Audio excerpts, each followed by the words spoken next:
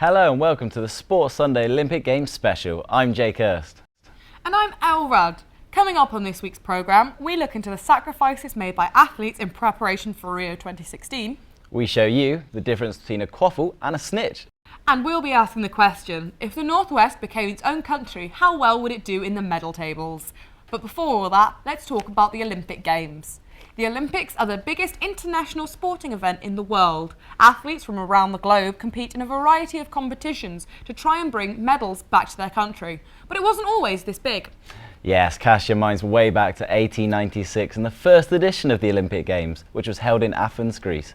Back then only 241 athletes competed and there wasn't even a medal coming in third place.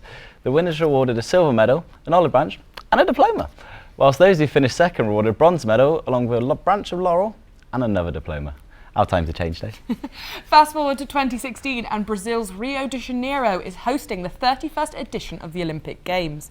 And it's to be the first ever hosted by a South American country.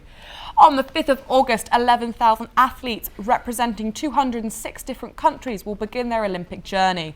Over 17 days, the best athletes in the world will compete in a total of 42 sports or 306 events with the hope of taking home a gold medal.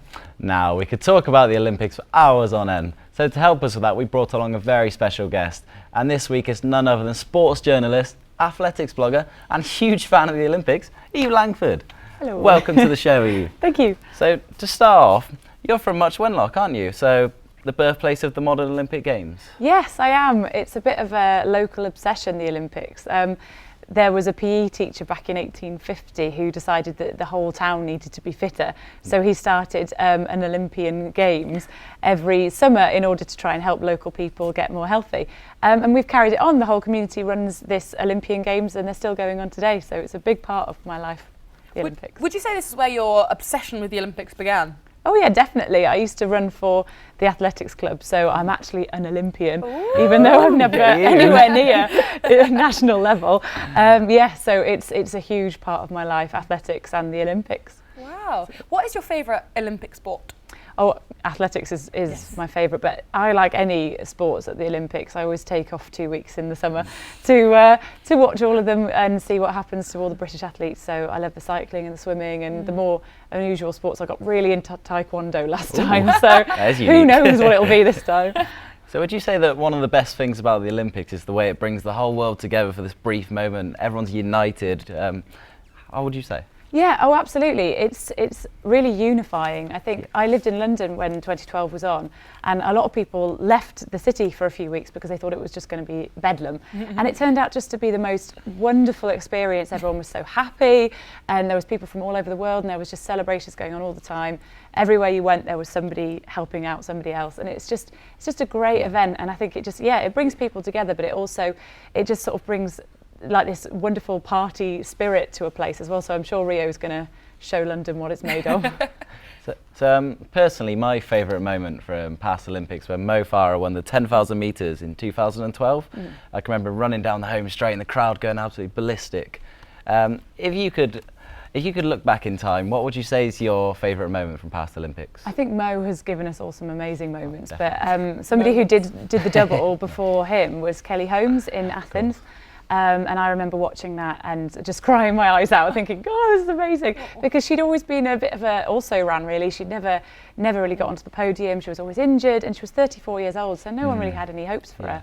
And she beat Maria Matola, who was unbeatable at the time. And she crossed the line with this expression on her face of absolute disbelief. And Steve Cram in the commentary box was going, "You've got it, Kelly, you've won the Olympics." And that was just incredible. And then she went and won the 1500 metres as well. So yeah, for me, that was magic.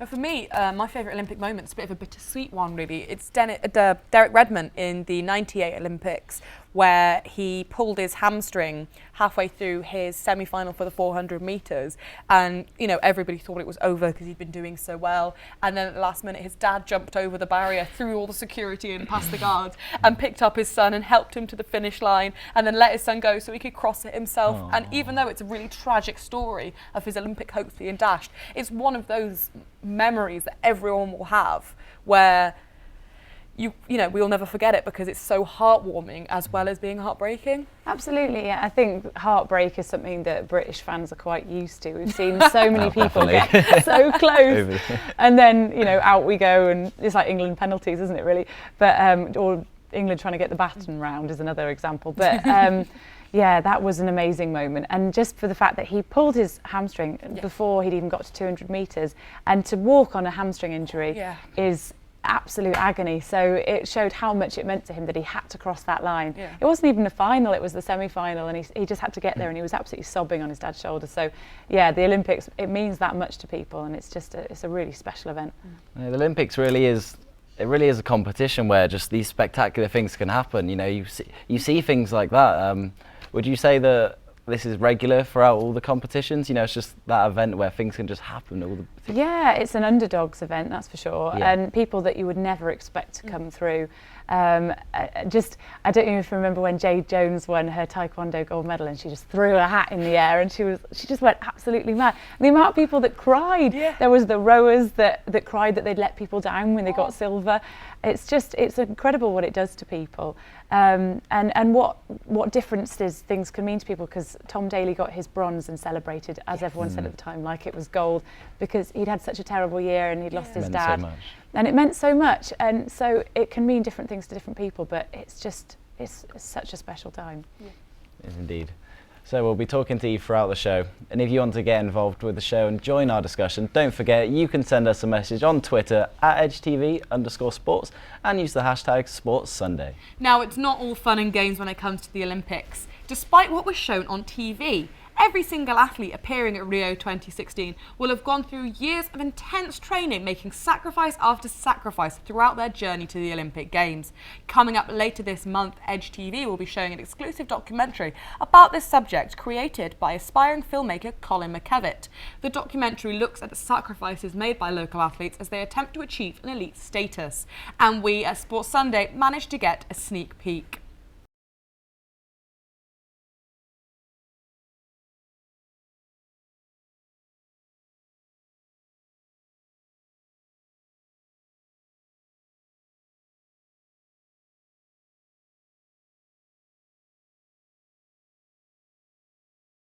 Brilliant stuff. I'm looking forward to seeing the full documentary, and you can see the full thing as well on our website. Just go to www.edge-tv.co.uk/sportssunday.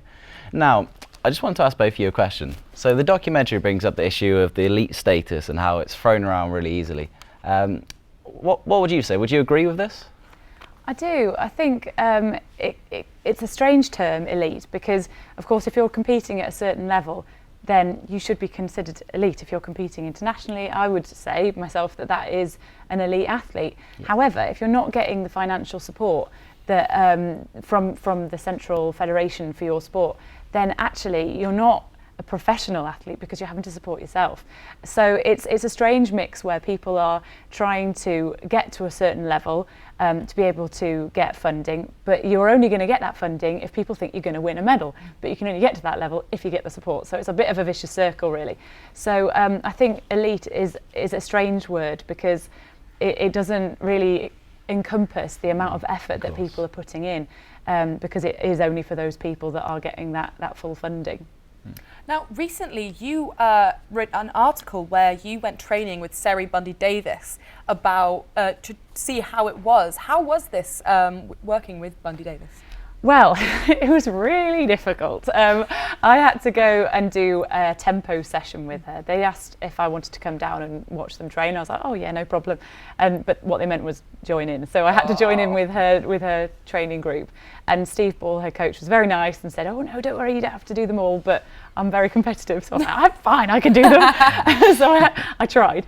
I managed 6 out of 8 200-metre reps before my legs nearly fell off. And then I just stayed at the side wishing I'd never been born whilst they did another 2. And she is an amazing athlete. She was about 70 metres in front of me on every rep, and I was running as hard as I could. And I used to be a sprinter when I was a kid, so yeah, it was an amazing experience. What kind of sacrifices do you think Seri Bundy-Davies has to make? all sorts. I mean, she's a full-time student as well as being an international standard sprinter. So not only is she training 7 days a week, she does weights, she does sprints, she does endurance, but she's also got exams, coursework like anybody else. But she can't have that sort of blowout that a normal student would. Yeah, you're not going to see her down Mojo's or somewhere dancing on the tables. She's working incredibly hard at both disciplines. So all fair play to her, because a lot of people couldn't do that. No. So do you want to be an Olympian after your experience? No. I think that dream was long gone for me. I'd nearly a master's age anyway, but that was the dream when I was a kid, but I was never good enough. So I pursued my own, which is to become a sports journalist, so I get to be around the sport that I love anyway. So this is perfectly good enough for me. Now, usually at the Olympic Games, we see a huge variety of sports on show, and this year's Olympics are no different. A total of 42 different sports will be on show, including golf and rugby sevens, which are making their debut in this year's Games. Now, I'm a huge rugby fan, so I can't wait to finally see it at the Olympic Games. Right, I've been calling for this for years now. Rugby sevens is very different to the typical Six Nations style rugby games or what we saw at the World Cup, which was huge. Now, with that high pacedness, it's only a 10-minute aside and a championship final 7 minutes aside normally. How do you think, because you're a huge rugby fan as well, how do you think the audiences are going to adapt to seeing it and the sport? I hope that they're going to really respond positively. I think it's going to be a great addition to the Olympic catalogue. It's not a sport that you see contested at a high level, but there's no international level competition it's for more it. Of a Southern Hemisphere thing, isn't it? Yeah, it is. And we play it over here, but again, it's not something that a load of people are aware of. So for a start, as terms of British viewers, it might really help the sport grow here, and probably our rugby participation altogether. Yeah. But also, I think it's a great addition to the Olympics because of the sort of, as you say, the fast-paced element. Yeah. It's something very exciting for young kids to cotton on to, and it just gives a completely different sport to watch compared to what's already going to be out there.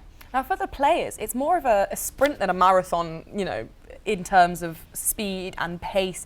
Do you think because as we said, it's a Southern Hemisphere sport, so they're more used to it down in Australia, New Zealand, Samoa. Do you think that our players are going to be able to adapt? I mean, our players, often the younger ones, do tend to play it to a certain level, at club level. I think we should be able to field a pretty decent team. We always do. I mean, if our Lions side is anything to go by, then we should be fine. Yeah. Although, I mean, you can't discount the Aussies or New Zealand in any kind of rugby. And I think this could be a great opportunity for New Zealand to get a gold medal. I mean, you just can't write them off, can you? No, definitely not. So you've mentioned rugby sevens, but I'm actually really excited to see the golf introduced to the Olympics this year. So originally it was introduced in the 1900 and 1904 Olympics, but they decided to cut it. But I'm really glad to see it back, actually, because as you know, so many role models in golf. It's a world-renowned sport, and it can be absolutely thrilling. I don't know if any of you watched the last Masters, did you? Yep. So Louis Oosthuizen scored one of the most incredible hole-in-ones ever, as you probably agree.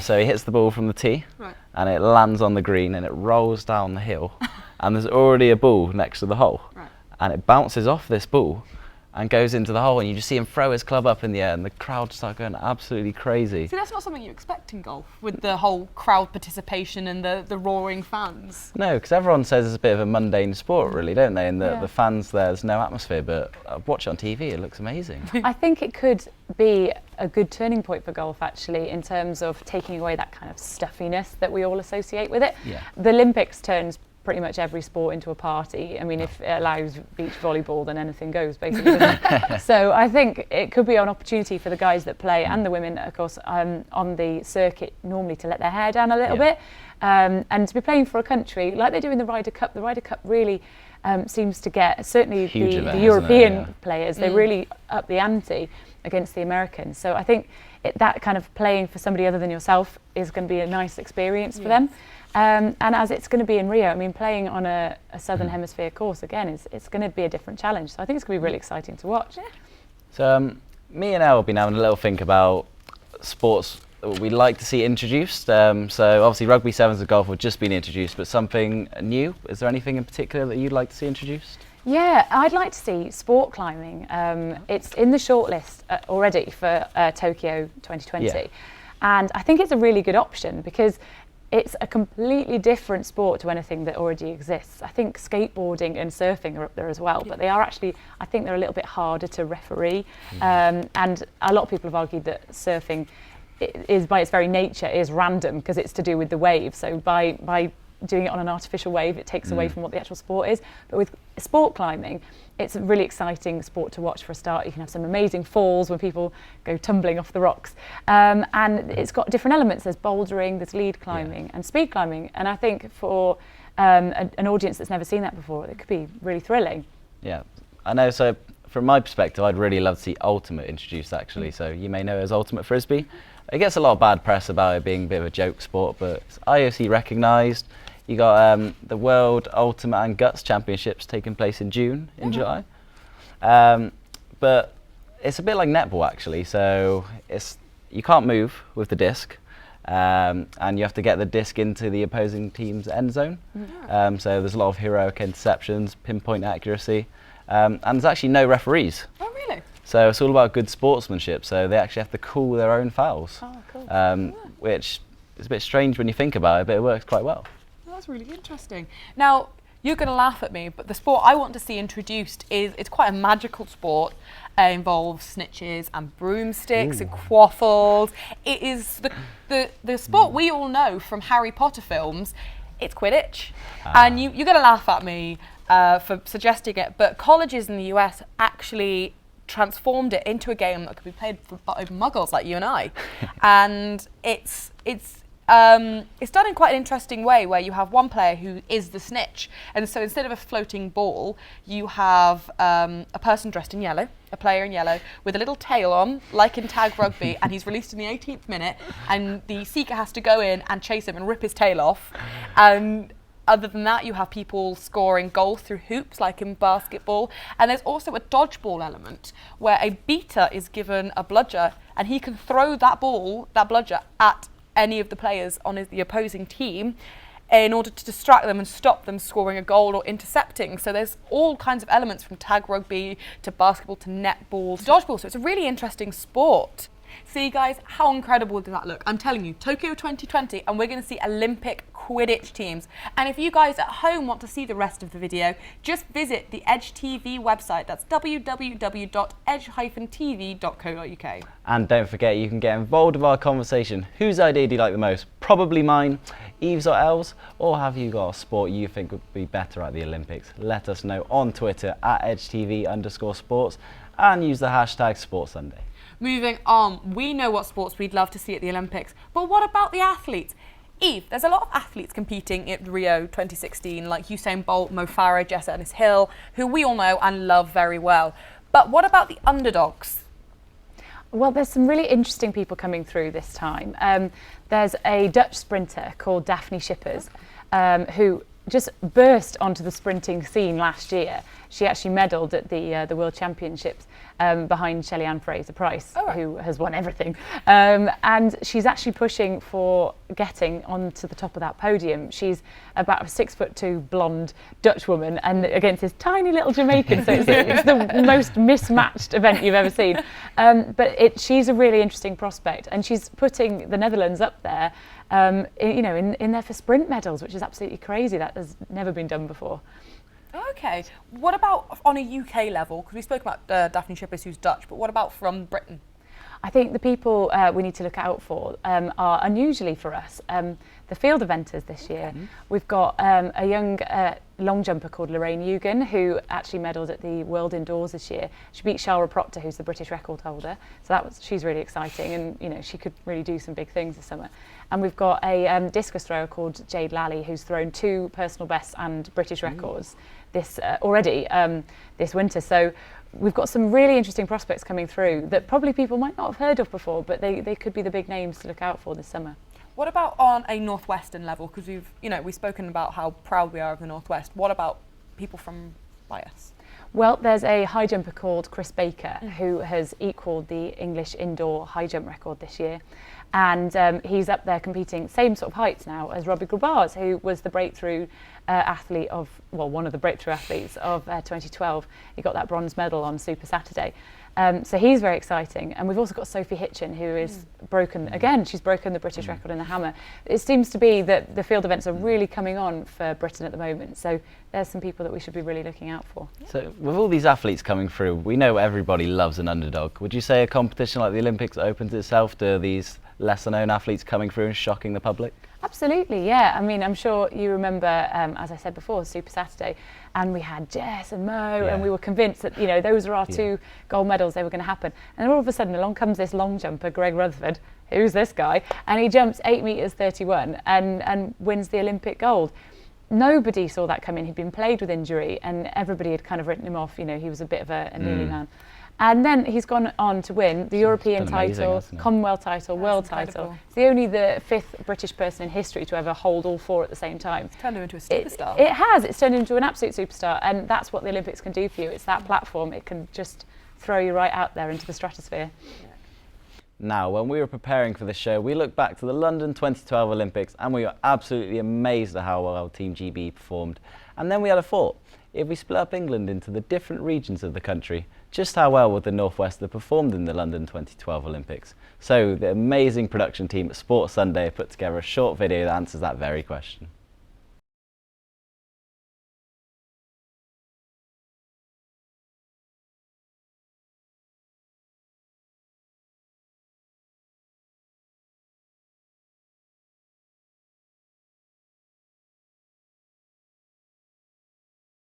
Amazing. Just to provide a bigger perspective on this, if we were to compare these results with the official medal table from London 2012, the northwest of England would have finished an amazing 18th place out of 204. This would have put the northwest ahead of Brazil, Jamaica and Kenya. Wow. How amazing is that? How surprised are you by this? I'm really surprised. I had no idea. I mean, you hear Kenya and Jamaica and you think, well, they've got to be near the top somewhere. They generally score loads of medals themselves. So that's amazing that just a region of the UK can do that. Well, we actually drew with gold medals with London. So the fact that the Northwest is pulling in the same as the capital of the country is just crazy, don't you think?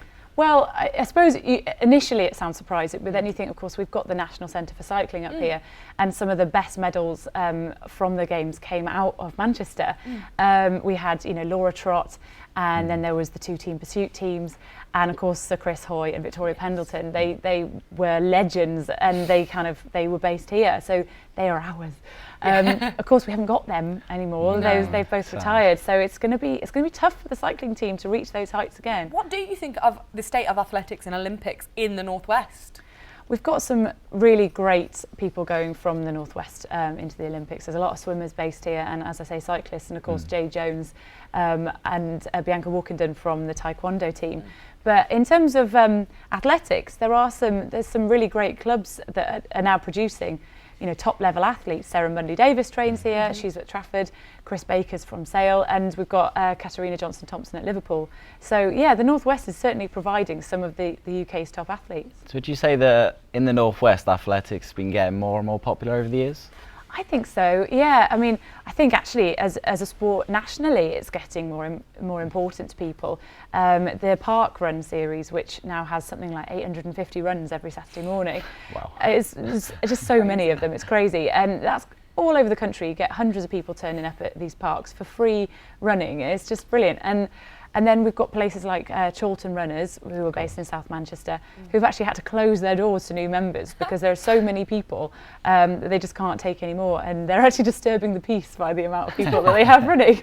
So yeah, it's really quite growing. Now, we were surprised and amazed by how well the Northwest did in the medal tables for 2012. Do you think we're going to do even better this year? I hope so. As I say, the cyclists have got their work cut out, although I think the Taekwondo team's really come on, and a lot of the swimmers that are based here are now getting to that level where they are winning world championships. So yeah, I think we've got a pretty decent chance, but I just hope that the loss of our two historic cyclists isn't going to cost us. Yes. I think we definitely got a bright future ahead though. You mentioned like Laura Trott, especially with cycling. She's doing phenomenally at the moment. We've got so many coming through the ranks. Yeah, Laura Trott, and then there's a lot of younger girls, especially in women's cycling, that are really pushing now for those places. Katie Archibald in particular, she's fantastic, and they're winning on the world circuit, but they're just not quite at the same level as they were before. So even bringing Wiggo and Cav back into the team from their road cycling exploits of previous Olympics, they've got an awful lot to do before they get to that level. They only came second at the World Championships in the team pursuit, so I know Bradley Wiggins was not happy with that. No, not at all. But Cavendish, of course, he was the only guy at 2012 not to get an Olympic medal, so we need to sort that out for him, don't we? Now, unfortunately, that's all we have time for this week. But here on Sports Sunday, we don't like our guests to go home empty-handed. So in true traditional Olympic fashion, Eve, we'd actually like to present you with your traditional Olympic medal. Thank you. Your traditional Olympic diploma. And rather than a branch of olives, which we could not find in Manchester at this time, we got you a jar of olives. Perfect, I'm starving. You're now an Olympian. Thank you. A huge thank you to everyone involved with this week's show, especially to Eve Langford. And make sure you tune in next week for more Sports Sunday. Goodbye for now.